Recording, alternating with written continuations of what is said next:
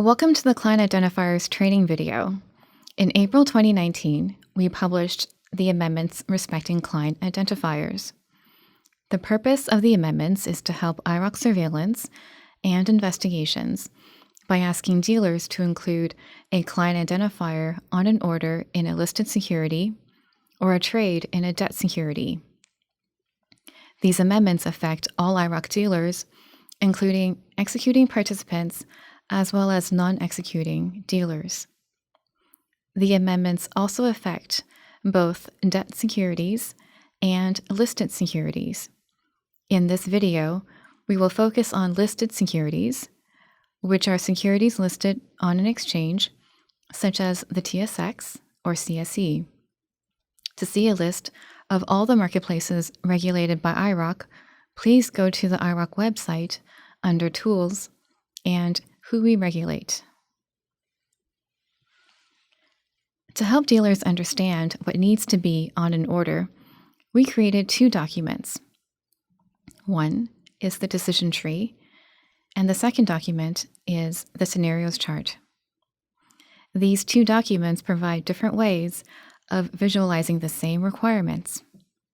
For example, on the scenario chart, certain columns are indicated in yellow at the top to show that they are the new fixed tags or fields that are being introduced under the amendments. Where a non-executing dealer, such as an introducer, sends an order to a participant for execution, we also show in orange what the non-executing dealer needs to provide on the order before sending it to the executing participant. We can start with the decision tree and go through some scenarios together to show how the documents work. We will not go through all the scenarios in this video, but all the information can be found in the documents. On the first page of the decision tree, under Start, it asks if the executing participant received the order from a client. If yes, then it asks if the client is a direct electronic access client, a routing arrangement, or an order execution only services client. And if yes, then we go to part 1. If no, we go to part 2. Let's go to part 1 of the decision tree, which has 3 general sections. DEA, which is the red section on your left, RA, which is the brown section in the middle, or OEO, which is the green section on the right. Let's assume that the participant is providing direct electronic access to a client. The tree then splits into 2 scenarios, depending on whether the DEA client is trading for themselves or for another client. If the DEA client is trading for its own client, then it asks whether the DEA client is an advisor or is acting in a manner that is analogous to an advisor in a foreign jurisdiction. You will notice that all the outcomes in the DEA section have the same number 1. That is because regardless of whether the DEA client is trading for themselves or for another client, IROC only expects the participant to report the information for the DEA client, which would be the participant's PO number, the DEA flag, the LEI of the DEA client if they are eligible to receive one, or else an account number.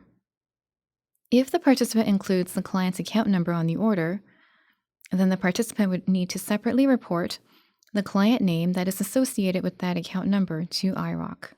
So if we go to the scenario chart, we see the same information replicated under scenario 1.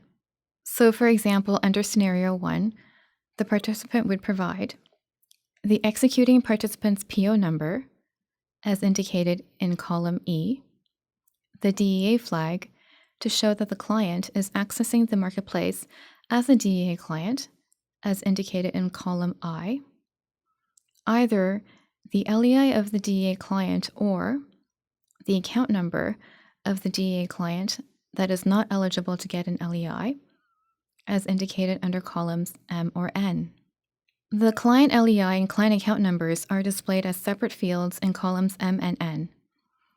The column headers are indicated in yellow to show they are new fields being introduced under the client identifier amendments.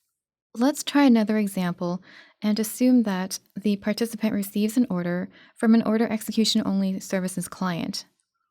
In this case, we would move to the green part of the decision tree on the right. Here the tree splits into two scenarios, depending on whether the client is an identified OEO client. An identified OEO client is a defined term under the amendments. Generally speaking, an identified OEO client is a type of OEO client that has more than a daily average of 500 orders per day in a month, or is not an individual and is registered as an advisor, or is not an individual and acts in a manner analogous to an advisor in a foreign jurisdiction. If the OEO client is an identified OEO client, then we go to scenario 9. The participant would provide their PO number, an OEO flag to show that the participant is providing an order execution only service, an LEI for the identified OEO client. If the client is not eligible to get an LEI, then the participant would use the client's account number on the order and separately report the client's name to IROC.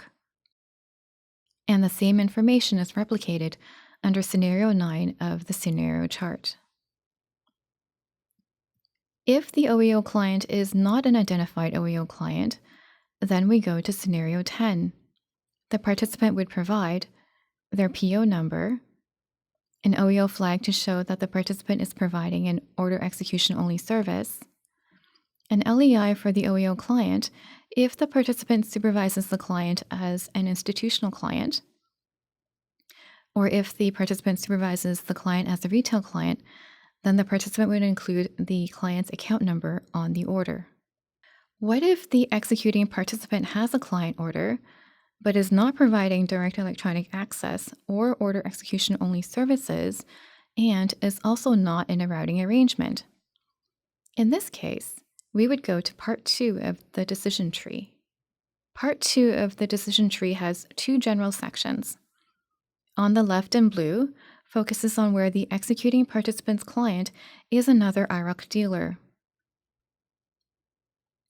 On the right in yellow is where the executing participant's client is not another IROC dealer. Let's assume that the executing participant is trading for a client that is not an IROC dealer, which is in scenario 11. Here, the participant would provide their PO number, an LEI for the client if the participant supervises the client as an institutional client. If the participant supervises the client as a retail client, then the participant would include the client's account number on the order. We have now gone through a few examples to show how the decision tree and scenario chart work together. We want to emphasize that these documents focus on orders in a listed security only. In terms of implementation, this will be in phases 2 and 3 of the client identifier amendments. You can find the scenario chart and the decision tree on the client identifier section of the IROC website. Here you will also find a list of all the notices related to the amendments, as well as a section on frequently asked questions that will be continuously updated during the implementation period. If you have any questions or concerns about anything in this video, or about the client identifiers amendments in general, please feel free to reach out to us by email or by phone. Thank you.